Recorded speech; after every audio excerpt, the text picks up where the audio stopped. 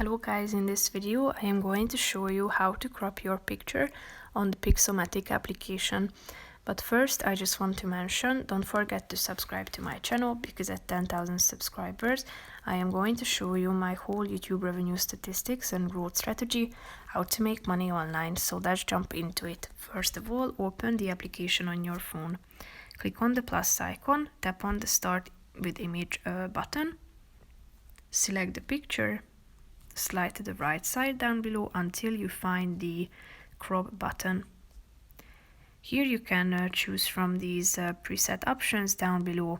As you can see, you have a vast variety of options, and within some of these you even have subcategories that you can choose from.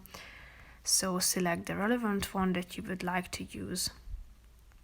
After finding the one that suits your preferences the most, click on the checkmark icon in the upper right corner of the screen, and after that you will be able to save your picture. That's pretty much it for this video, guys. See you in the next one. Bye bye.